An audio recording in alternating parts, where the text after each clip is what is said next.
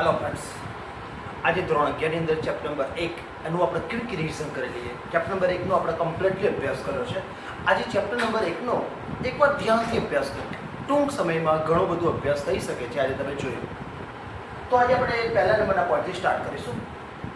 રસાયણ વિજ્ઞાનની અગત્યતા તો આપણે શોર્ટકટમાં જાણીએ છીએ કેમિસ્ટ્રી દરેક જગ્યાએ વપરાય છે। અત્ર તત્ર સર્વત્ર દરેક જગ્યાએ કેમિસ્ટ્રી વપરાય છે। પછી રંગ ઉદ્યોગ હોય, ગમે તે ઉદ્યોગ હોય, બધી ઉદ્યોગોમાં વાપરો, પણ આપણે ખાસ વિચારવાનું ઔષધમાં। સૌથી જે પરીક્ષા લક્ષી આપણે વિચારીએ છીએ કે ઔષધ ક્ષેત્ર મેડિકલ ક્ષેત્રમાં કેમિકલ બહુ જ વાપરવામાં આવે છે। અત્યારે તમે જાણો છો મેડિસિન્સ એ માણસને નવું આયુષ્ય આપી શકે છે અને રોગકારક પરિસ્થિતિમાંથી બહાર કાઢે છે। એટલે અગત્યનું છે એટલે ઔષધને ડિસ્કસ વધારે કરીશ। તો ઔષધ તો અત્યારે બે જીવલેણ રોગ એવા છે કે જે થાય તો બચવાની સંભાવના બહુ જ ઓછી છે। એક કેન્સર છે અને બીજું એડ્સ। કેન્સરની સારવારની અંદર જે ઔષધ વાપરવાના બે નામ છે, સિસ્પ્લેટિન અને બીજા નંબરનું ટેક્સોલ। સિસ્પ્લેટિન એક પ્લેટિનમનું સંકીર્ણ સંયોજન છે અને સિસ એટલા માટે લખ્યું છે બારબાદરમાં તમારે આવશે ત્યારે ત્યાં ડિસ્કસ કરતો નથી। તો કેન્સર માટે બે ઔષધ વાપરવામાં છે, એક સિસ્પ્લેટિન અને બીજી ટેક્સોલ। અને જો એડ્સનું સંપૂર્ણ નામ છે એક્વાયર્ડ ઇમ્યુનોડેફિશિયન્સી સિન્ડ્રોમ, મતલબ તમારા શરીરમાં રોગ પ્રતિકારક શક્તિ એકદમ ક્ષીણ થઈ ગઈ છે, તદ્દન ઝીરો થઈ ગઈ છે, એવી પરિસ્થિતિને આપણે એડ્સ કહેવામાં આવે છે। એડ્સમાં આવું થાય છે એટલા માટે એડ્સ માટે જે દવા છે કે જેનાથી વ્યક્તિને રાહત મળે છે એ દવાનું નામ છે એઝાયટી, જેનો ફૂલ ફોર્મ થાય છે એસિડોથાઇમિડિન। તો ઔષધની વાત કરવામાં આવે તો તમારે ખાસ યાદ રાખવાનું સિસ્પ્લેટિન છે એ પણ ઔષધ છે, ટેક્સોલ એ પણ ઔષધ છે અને એઝાયટી એ પણ એક પ્રકારની ઔષધ છે। તો ઔષધનું નામ આવે તો ત્રણ નામ તમારી સામે મેં લખેલા છે। પોઈન્ટ નંબર બીજું ચાલુ કરીએ। રસાયણ વિજ્ઞાનની શાખાઓ ઘણી બધી શાખાઓ છે, અમે એક શાખાની ખાસ વાત કરું છું, હરિયાળું રસાયણ વિજ્ઞાન એટલે કે ગ્રીન કેમિસ્ટ્રી। ગ્રીન કેમિસ્ટ્રીનો મતલબ એવો થાય છે કોઈ પણ રસાયણનું તમે એવી રીતે ઉત્પાદન કરો કે એ રીતે એનો ઉપયોગ કરી બસ પર્યાવરણને નુકસાન ના થાય, પર્યાવરણને નુકસાન ઓછામાં ઓછું થાય, તે સિદ્ધાંતને હરિયાળું રસાયણ વિજ્ઞાન કહેવામાં આવે છે। એટલે હરિયાળું રસાયણ વિજ્ઞાન કોઈ કેમિકલ નથી, પણ એક એવો સિદ્ધાંત છે કે જે વાપરવાથી પર્યાવરણને નુકસાન નથી થતું। એટલે પર્યાવરણને સંદર્ભમાં રાખીને જો કેમિકલ વાપરવામાં આવતું હોય તેને હરિયાળું રસાયણ વિજ્ઞાન કહેવામાં આવે છે। તો આ સિદ્ધાંત કે જેનાથી પર્યાવરણને નુકસાન થતું નથી, આ સિદ્ધાંતને એટલે કે આ હેતુને હરિયાળું રસાયણ વિજ્ઞાન કહેવાય। ઉદાહરણ તરીકે HFC-134 હાઇડ્રોફ્લોરોકાર્બન 134 સ્મોલ જે હાલમાં શીતક વાયુ તરીકે વાપરવામાં આવે। પહેલા CFC વપરાતો હતો, ક્લોરોફ્લોરોકાર્બન, પણ આપણે જાણીએ છીએ પૃથ્વીનું રક્ષણાત્મક આવરણ ઓઝોન છે, ઓઝોનના સ્તરને CFC ક્લોરોફ્લોરોકાર્બન બહુ નુકસાન પહોંચાડતો હતો, એટલે હાલમાં એનો ઉપયોગ બંધ કરીને હાલમાં HFC-134 એ વાપરવામાં આવે છે। એટલે HFC-134 એ ગ્રીન કેમિસ્ટ્રી કહેવામાં આવે છે, કારણ કે પર્યાવરણને નુકસાન થવા દેતું નથી અને શીતક વાયુ તરીકે તો કાર્ય કરે છે। એટલે કદાચ પરીક્ષામાં પૂછાય હાલમાં શીતક વાયુ તરીકે કયો વાયુ વાપરવામાં આવે છે, તમારે કહી દેવાનું HFC-134। બીજા નંબરના પોઈન્ટ પર જોઈએ છે દ્રવ્યનો સ્વભાવ। દ્રવ્ય વિશે સમજીએ।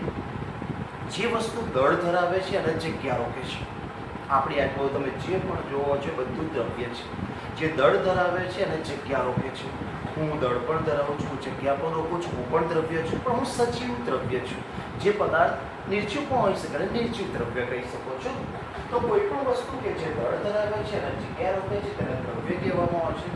હવે દ્રવ્યની ભૌતિક અવસ્થાની વાત કરીએ। ભૌતિક અવસ્થા તો મુખ્ય ત્રણ ભૌતિક અવસ્થા છે।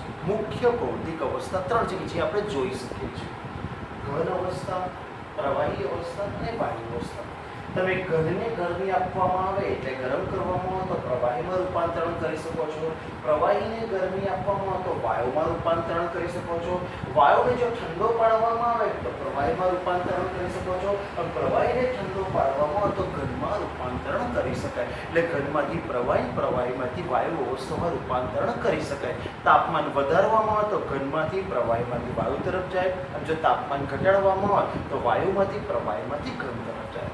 પ્રશ્ન ઘન પદાર્થ. હું જ્યારે પણ ઘન પદાર્થની વાત કરું એટલે તમારે મગજમાં એ રીતે વિચારવાનું છે કે એમાં રહેલા જે ઘટક કણો છે, ઘટક કણો એટલે પદાર્થ જ્યાં મુખ્ય જે ઘટકોનો બનેલો છે અને ઘટક એની વચ્ચે આકર્ષણ બળ જબરજસ્ત છે. આકર્ષણ બળ સૌથી વધારે છે, જબરજસ્ત બોન્ડિંગ છે, તો એ પદાર્થને ઘન કહેવાય.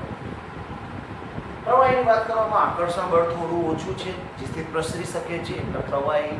અને વાયુ વચ્ચે આકર્ષણ બળ સૌથી વધારે છે. વાયુ વહેવાનો ગુણધર્મ, ફેલાવાનો ગુણધર્મ સૌથી વધારે ધરાવે છે. એટલે ઘટકોના આકર્ષણને આધારે ઘન, ઓછું આકર્ષણ તો પ્રવાહી અને એનાથી ઓછું આકર્ષણ તો વાયુ કહેવાય. ઘન પદાર્થ આપણે ચોક્કસ આકાર પણ હોય છે અને ચોક્કસ કદ પણ હોય છે. પ્રવાહીનો ચોક્કસ આકાર હોતો નથી અને જે પાત્રમાં નાખવામાં એ પાત્રનો આકાર ધારણ કરી શકે છે. હા, પ્રવાહીને ચોક્કસ કદ હોય છે, વાયુને આકાર હોતો નથી. વાયુને કોઈ ચોક્કસ આકાર હોતો નથી. વાયુને જે પાત્રમાં ભર્યો સમગ્ર પાત્રનું કદ ધારણ કરી શકે છે, એટલે આકાર અને કદ હોતો નથી. તો અહીંયા તમે દ્રવ્યનો ભૌતિક અવસ્થાને આધારે 3 અવસ્થા જોઈ લીધી. અગત્યના પ્રશ્ન પર જઈ રહ્યા છે દ્રવ્યનું વર્ગીકરણ.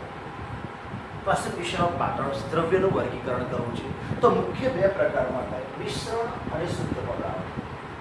મિશ્રણ એટલે ડેફિનેશન ક્લિયર સમજી લેજો. 2 કે 2 કરતાં વધારે પદાર્થોને તમે મિક્સ કરો છો અને એક નવો પદાર્થ બનાવો છો. આ નવો પદાર્થમાં રહેલા બધા જ ઘટકો પોતાનો ગુણધર્મ જાળવી રાખે છે. ભલે નવો પદાર્થ બન્યો છે પણ અંદર રહેલા બધા જ ઘટકો પોતાનો ગુણધર્મ જાળવી રાખે છે, તેને મિશ્રણ કહેવામાં આવે છે. દાખલા તરીકે સિમ્પલ ઉદાહરણ આપો. આપણા ઘરે કોઈ ગેસ્ટ આવ્યો, મહેમાન આવ્યા હોય, તો મહેમાન હોલમાં બેઠા છે, તમે એમના માટે શરબત અથવા તો ચા બનાવો છો. એ દેખતા નથી તમે શું બનાવો છો, પણ તે પીને કહી શકે છે અથવા જોઈને જ કહી શકે છે કે આ વસ્તુ શરબત છે. શરબતની અંદર ખાંડ વધારે છે, શરબતની અંદર લીંબુ ઓછું છે, ખબર પડી જાય છે, તો એને મિશ્રણ કહેવામાં આવે. ભલે આપણે ભેગા કરે પણ લીંબુ પોતાનો ગુણધર્મ જાળવી રાખે છે. દરેક ઘટકો ગુણધર્મ જાળવી રાખે તો એને મિશ્રણ કહેવામાં આવે છે. અને જો ગુણધર્મો બદલાઈ જાય, નવો જ ગુણધર્મ ધારણ કરે તો એને સંયોજન કહેવામાં આવે છે. યાદ રાખજો, 2 કે 2 કરતાં વધારે પદાર્થોને મિક્સ તો કરવાનો છે અને જે નવો પદાર્થ બનાવે છે, નવો પદાર્થને ગુણધર્મો જોવાનો. એ મૂળ ગુણધર્મો, મૂળ જે પદાર્થો જેના ગુણધર્મો ધરાવે એના ગુણધર્મો બદલાતો નથી તો એને મિશ્રણ કહેવાય. પણ નવો જ ગુણધર્મ ધારણ કરે તો એને સંયોજન કહેવામાં આવે છે. તો દ્રવ્યનું વર્ગીકરણ મુખ્ય 2 પ્રકારમાં થાય: મિશ્રણ અને શુદ્ધ પદાર્થ. હવે મિશ્રણનું પણ 2 પ્રકારમાં વર્ગીકરણ થઈ શકે છે. તો ડીપમાં જઈએ છીએ. સમાંગ મિશ્રણ અને વિષમાંગ મિશ્રણ. સમાંગ મિશ્રણનો મતલબ જે ઘટકો ભેગા કરે છે એકમેકમાં એવા પડી જાય છે કે એક બની જાય. એટલે કેમિસ્ટ્રીમાં તમને કહું, સમાંગ અને એકરૂપ. એનો રંગ સેમ, એનો ગુણધર્મો સેમ, એનો દેખાવ સેમ, એ મૂકી રાખવામાં આવે તો એની એ જ પરિસ્થિતિમાં રહે છે, બેસતા પણ નથી, તો એને કહેવામાં આવે છે સમાંગ, એક બની ગયા છે. દાખલા તરીકે સોનાની વીંટી છે. આપણે જાણીએ છીએ કોઈ પણ સોનાના આભૂષણ હોય એટલે કે ઘરેણા હોય તો અંદર સોની થોડુંક તો કોપર નાખે છે, પણ આમાં કોપર ક્યાં છે આપણે જાણી શકતા નથી, જોઈ શકતા નથી. આ સોનું અને કોપર એકબીજામાં ભળીને એક બની ગયા છે, તો સોનાના ઘરેણા છે, હું એને કહીશ સમાંગ મિશ્રણ. સોનાના ઘરેણા છે, મિશ્રણ તો છે પણ સમાંગ મિશ્રણ કહેવામાં આવે છે. અહીંયા ગોલ્ડ પોતાનો ગુણધર્મ જાળવી રાખે છે, કોપર પોતાનો ગુણધર્મ જાળવી રાખવામાં આવે છે અને વેચી દેવામાં, સોનીને આપવામાં તો સોની એમાંથી પાછું ગોલ્ડ લઈ શકે છે, કોપર દૂર કરી શકે છે. ગોલ્ડ અને કોપર પોતાનો ગુણધર્મ જાળવી રાખે છે. એટલે મિશ્રણ તો છે પણ ગોલ્ડ અને કોપર એક થઈ ગયા છે એટલે એને સમાંગ મિશ્રણ કહેવાય. એટલે તમે કોઈ પણ ઉદાહરણ આપ્યું, તમારે એટલું જ ચેક કરવાનું કે એનો દેખાવ, એનો રંગરૂપ, એના ગુણધર્મ, એનો સ્વાદ એક જ છે, અલગ દેખી શકાતા નથી, અલગ પાડી શકાતા નથી સામાન્ય પદ્ધતિથી, અને સમાંગ મિશ્રણ કહેવાય.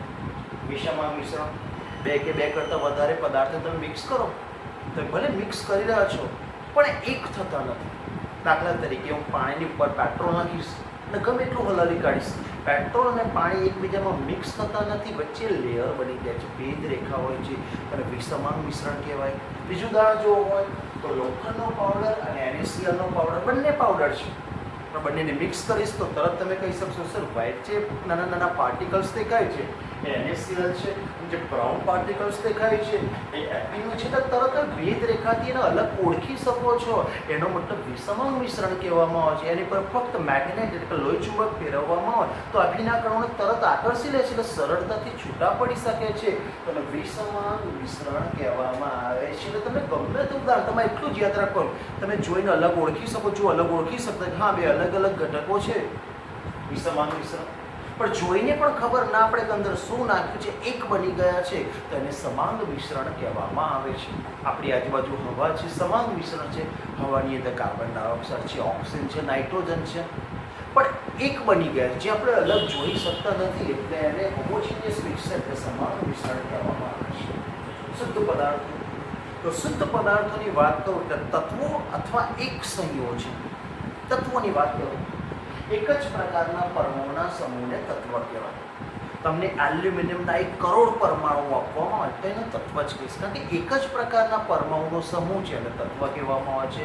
દાખલા તરીકે એલ્યુમિનિયમની પટ્ટી છે, ધારો કે તે બધા એલ્યુમિનિયમના જ પરમાણુ છે, 5 કરોડ એલ્યુમિનિયમના પરમાણુ છે, પણ હું એલ્યુમિનિયમ તત્વ કહીશ કારણ કે એલ્યુમિનિયમના જ પરમાણુ છે. બીજો કોઈ પરમાણુ મિક્સ નથી એટલે એક જ પરમાણુ એક જ પ્રકારના પરમાણુના સમૂહને તત્વ કહેવાય.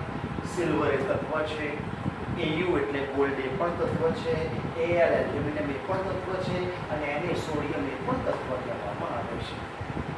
સંયોજન, સંયોજનનો ખાસ તમને ઉદાહરણ પહેલું તમે પ્રોપર્ટી કીધી, બે કે બે કરતાં વધારે પદાર્થોને મિક્સ કરવામાં આવે છે પણ નવો જ ગુણધર્મ ઉપજાવી કાઢે છે. જો મેઇન પદાર્થના ગુણધર્મો અંદર દેખાતા નથી તો એને કહેવામાં આવે છે સંયોજન. એક સિમ્પલ ઉદાહરણ પાણી. પાણી હાઇડ્રોજન વાયુ અને ઓક્સિજન વાયુનો બનેલો છે. હાઇડ્રોજન વાયુ દહનશીલ છે જે સળગે છે અને ઓક્સિજન દહન પોષક છે જે સળગવામાં મદદ કરે છે. કોઈ વાયુ સળગે છે, બીજો વાયુ સળગવામાં મદદ કરે. જો બેને ભેગો કરવામાં તો આગ લાગે, બટ પાણી આગ બુઝાવવાનું કામ કરે છે. પાણી આગ લાગતી નથી, આગ લાગવામાં ઓલવવામાં મદદ કરે છે. તો ગુણધર્મ બદલાઈ ગયો એટલે પાણી એ સંયોજન કહેવામાં આવે છે. ઉદાહરણ આપો, NH3 જેને આપણે એમોનિયા કહે છે. એમોનિયા ગમે ત્યારે બનાવવું હોય તો નાઇટ્રોજન વાયુ અને હાઇડ્રોજન વાયુનું યોગ્ય પ્રમાણમાં મિશ્રણ કરવું પડે. અને નાઇટ્રોજન વાયુ કુલિંગ ગેસ છે, ઠંડો વાયુ છે, અને હાઇડ્રોજન જે સળગે એવો વાયુ છે. પણ આ બંને મિક્સ કરવામાં આવે છે, ના ઠંડો વાયુ ના સળગે, નવો જ વાયુ, નવા જ પ્રકારનો વાયુ, તીવ્ર વાસ ધરાવતો વાયુ બને છે જે એમોનિયા છે. નવો જ ગુણધર્મ બનાવી દીધો. એ ઠંડો પણ નથી, આગ પણ નથી, કંઈક નવો જ ગુણધર્મ. મૂળ પદાર્થો, મૂળ ઘટકો એનો ગુણધર્મો ગુમાવીને નવો ગુણધર્મ હાંસલ કરે એને સંયોજનો કહેવાય. તો ઉદાહરણ તરીકે તમને કહ્યું, જે અણુસૂત્ર ધરાવે છે બધા સંયોજનો છે.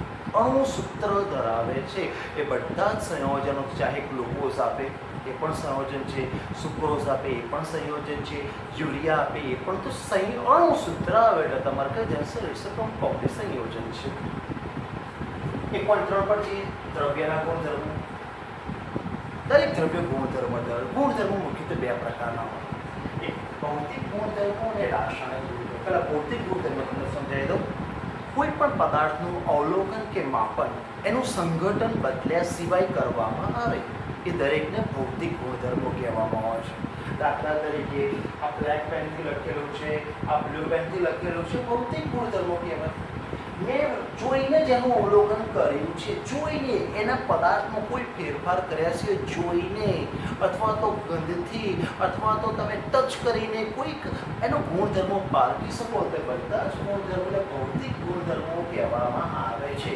દાખલા તરીકે મેં લાઇનિંગ વાળો શર્ટ પહેરેલો છે, સફેદ શર્ટ છે અને બ્લેક લાઇનિંગ છે, તો આ ભૌતિક ગુણધર્મો થઈ ગયો. તો રંગ, વાસ, કલનબિંદુ, ઉત્કલનબિંદુ, ઘનતા ભૌતિક ગુણધર્મ. તો પ્રશ્ન છે ઘનતા એ ભૌતિક ગુણધર્મ કેવી રીતે છે? તો બેસિક પર છે. ઘનતા એટલે દળ ભાગ્યા કદ. કોઈ પણ પદાર્થનું દળ આપણે માપી શકીએ છીએ. આમ દળ માપવા માટે કોઈ એમાં ભૌતિક ફેરફાર કરવામાં આવતો નથી. એ પદાર્થને વેઇટ મશીનમાં મૂકો, એનો વેઇટ મળી જશે. મતલબ તેવું વિચારો, દળ એટલે વજન એ પ્રકારનો વિચાર. તો આપણે જાણીએ દળ અને વજન અલગ વસ્તુ છે, પણ સિમ્પલ હું તમને કહું, કોઈ પણ પદાર્થનું દળ માપી શકાય છે અને એ માપવા માટે એ પદાર્થના સંગઠનમાં કોઈ જ ફેરફાર કરવો પડતો નથી એટલે દળ માપી શકાય.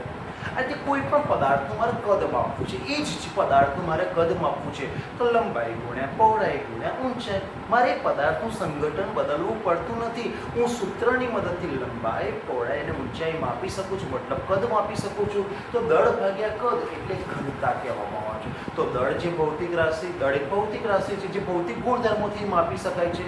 કદ એ પણ ભૌતિક ગુણધર્મો, મતલબ કદ માપવું હોય તમારે તો લંબાઈ ગુણ્યા પહોળાઈ ગુણ્યા એ પદાર્થ જેનું કદ માપીએ છીએ એનું સંગઠન બદલવું પડતું નથી.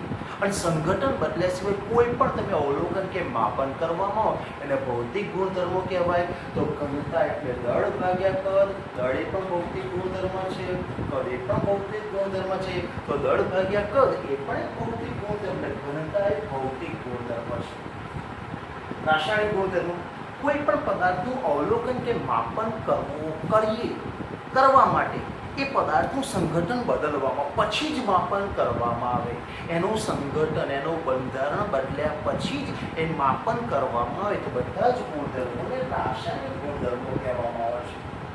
યાદ રાખજો, રાસાયણિક ગુણધર્મો એટલે અવલોકન કે માપન કરવા માટે એ પદાર્થનું સંગઠન બદલવામાં આવે. સંગઠન બદલ્યા પછી જ એનું માપન કે અવલોકન કરવામાં આવે અને રાસાયણિક ગુણધર્મો કહેવાય. એસિડિક, દાખલા તરીકે તમને સાંદ્ર સલ્ફ્યુરિક એસિડ છે, પણ એસિડિકતા કેટલી છે ખબર ના પડે. એના માટે મારે પ્રેક્ટિકલ કરવું પડે છે. અને પ્રેક્ટિકલ કર્યા પછી જ હું કહી શકું છું કે આ વધારે પડતો એસિડિક છે, ઓછો એસિડિક છે.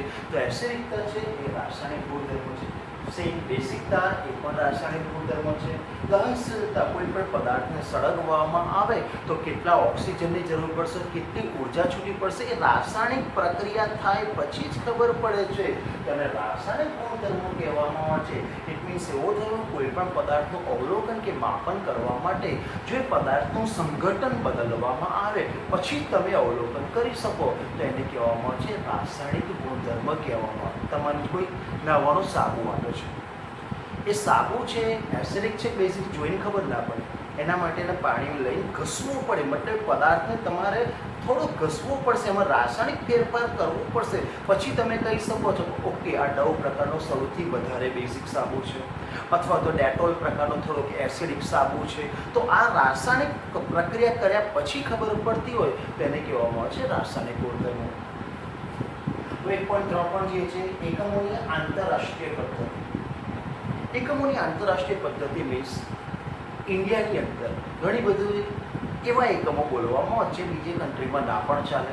દાખલા તરીકે સિમ્પલ ઉદાહરણ, ઇન્ડિયાની અંદર પહેલાંના સમયની અંદર અંતર માપવા માટે માઇલ વાપરતા હતા, ફલાંગ વાપરતા હતા, ફૂટ એકમ વાપરતા હતા.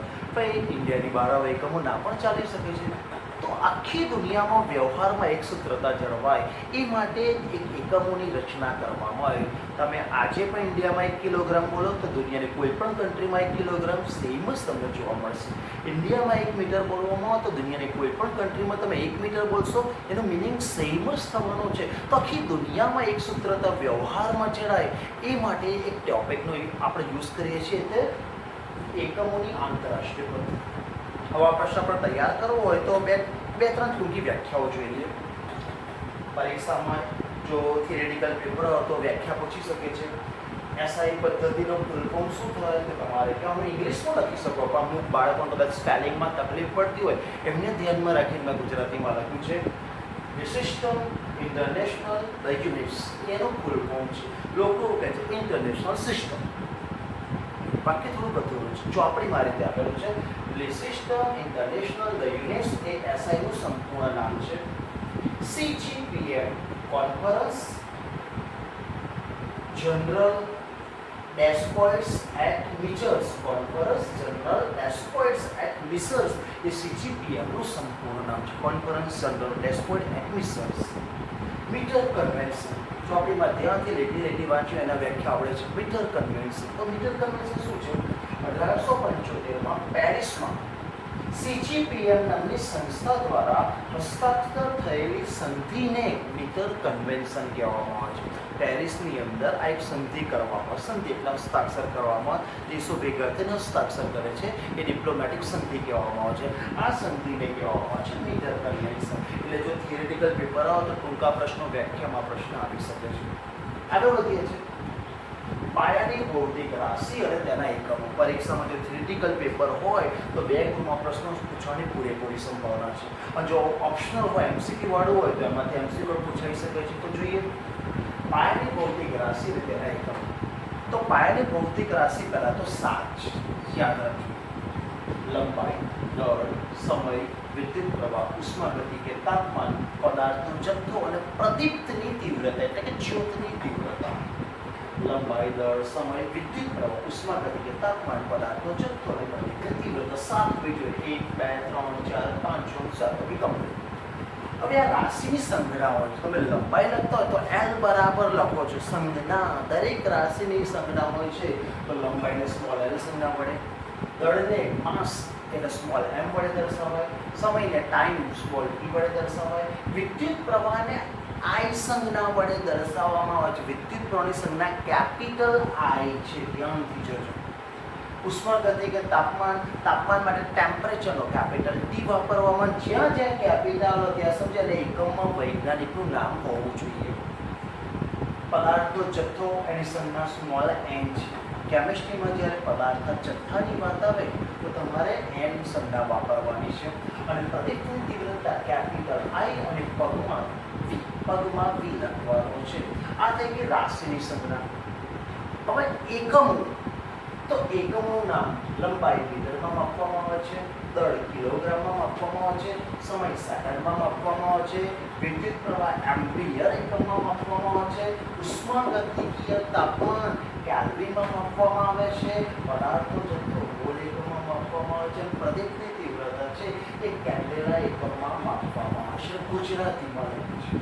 આ એકમો ગુજરાતીમાં લખ્યા છે, પણ આપણે જાણીએ છીએ એકમને હંમેશા ઇંગ્લિશમાં લખવામાં આવે છે. તો મીટર ગુજરાતીમાં લખવાનું બદલે સ્મોલ m, કિલોગ્રામના small kg, second small s જરૂરી છે. કેપિટલ S 12મા ધોરણમાં તમારો આવશે 9 પોઈન્ટ છે. Ampere capital A, kelvin capital K, mall MOL એકમ છે.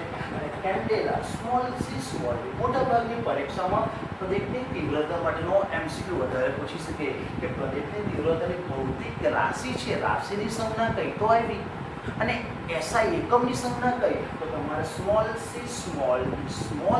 અને સ્મોલ d. જો કેપિટલ C સ્મોલ d લખ્યું તો કેડમિયમ ધાતુ કહેવામાં આવે છે. કેપિટલ C કેપિટલ D લખ્યું તો એને CD કોમ્પેક્ટ ડિસ્ક કહેવામાં આવે છે. પિક્ચર જોવા માટે CD વાપરને કેપિટલ C કેપિટલ D કહેવાય. આપણે સ્મોલ c સ્મોલ d છે. ઓકે, અને તે થોડોક નીચે નોટ છે જે બુકની અંદર એક બ્લોકની અંદર આપેલી પણ બહુ સારી નોટ છે. 1 મીટર કોને કહેવાય? 1 મીટર કોને કહેવાય? તો આપણે જાણીએ છીએ, આપણે અંદાજિત પ્રમાણે જાણીએ છીએ લગભગ 3.5 ફૂટ એટલે 1 મીટર કહેવામાં આવે, પણ આવી વ્યાખ્યા નથી. એ સમજેલું છે કે આટલાને તમે 1 મીટર કહો છો, બટ મીટરની વ્યાખ્યા શું છે? પ્રકાશ એટલે સૂર્યપ્રકાશ, સનલાઇટ. સૂર્યપ્રકાશ છે શૂન્યાવકાશમાં. શૂન્યાવકાશ એટલે જ્યાં અવકાશ નથી, જ્યાં વાતાવરણ નથી, એને શૂન્યાવકાશ કહો. પ્રકાશ છે શૂન્યાવકાશમાં 1/299 792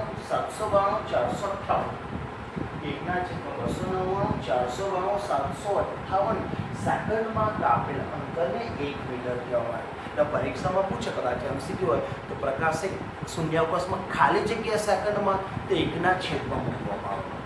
1/છેદમાં આખો જવાબ આ રીતે આવશે. તો તમે લખી શકો છો પ્રકાશ શૂન્યાવકાશમાં 1 સેકન્ડનો તમે જોઈ શકો છો 299 792 458 સેકન્ડ. એટલે કેટલો સૂક્ષ્મ હોય, એ સૂક્ષ્મ સેકન્ડમાં પ્રકાશે જે અંતર કાપ્યું છે અને 1 મીટર કહેવામાં આવે છે. તો પરીક્ષામાં આંકડાકીય માહિતી પૂછવે તો આમાંથી MCQ હોઈ શકે છે. બીજી વાત, પહેલાના સમયમાં દળની પ્રતિકૃતિ બનાવેલી કે આટલું દળ એટલે 500 ગ્રામ, આટલું દળ એટલે 1 કિલોગ્રામ. પણ એ દળની પ્રતિકૃતિ બદલાઈ નહીં, એના આકારમાં, એના વજનમાં, એના રંગમાં કોઈ પણ પ્રકારનો ફેરફાર ના થાય, લોંગ ટાઈમ સુધી એવું નહીં રહે, એટલા માટે સ્પેસિફિક મિશ્ર ધાતુ વાપરવાની. તો યાદ રાખો, સૌ પ્રથમ દળની પ્રતિકૃતિ બનાવવા પ્લેટિનમ ઇરેડિયમ, યાદ રાખજો પ્લેટિનમ ઇરેડિયમ મિશ્ર ધાતુ બંનેને મિક્સ કરેલી હતી. મિશ્ર ધાતુનો ઉપયોગ કર્યો હતો કારણ કે આ મિશ્ર ધાતુ દરેક રાસાયણિક પ્રક્રિયાનો પ્રતિકાર કરે. પરીક્ષા પૂછે શા માટે? તો દરેક રાસાયણિક પ્રક્રિયાનો પ્રતિકાર કરે છે, મતલબ એની પર એસિડ રાખવામાં આવે, એની પર કોઈ જ રાસાયણિક પ્રક્રિયા થતી નથી, એને પુષ્કળ ગરમીમાં મૂકવામાં આવે છે, એની પર કોઈ જ રાસાયણિક પ્રક્રિયા, દરેક રાસાયણિક પ્રક્રિયાનો પ્રતિકાર કરે છે, મતલબ એ પ્રૂફ થઈ ગઈ એની પર અસર થતી નથી, ચાહે ઠંડી હોય, ગરમી હોય, એસિડ હોય, કોઈ પણ પ્રકારની એની પર અસર થતી નથી. અને પ્લેટિનમ ઇરેડિયમ મિશ્ર ધાતુમાંથી બનાવેલું જે ચોક્કસ દળ હતું એ દળને આધાર લઈને પ્રતિકૃતિ બનાવી હતી, જેને આપણે કિલોગ્રામ કહીએ છીએ. અત્યારે પણ જે વૈજ્ઞાનિકો બનાવે પ્રતિકૃતિ એ જ અવસ્થામાં જે આટલા વર્ષ કેટલા થયા તો ઉપર નથી જાણતો, પણ ઘણા બધા વર્ષો થયા છે, 100 વર્ષ જેવા થયા છે, એનાથી વધારે બી હોઈ શકે છે, એટલું નથી જાણતો, પણ આજે પણ એની એ જ અવસ્થામાં છે. એનો મતલબ આ મિશ્ર ધાતુ પર કોઈ જ પ્રકારની રાસાયણિક પ્રક્રિયા થતી નથી. તો ત્યાં બોર્ડ પણ આટલું છે તો આટલું રાખું છું. ફરી બોર્ડ ક્લીન કરી લઉં, બીજું હું લખીશ અને વિડીયોમાં અટેચ કરી દઈશ. મળીએ છીએ આપણે.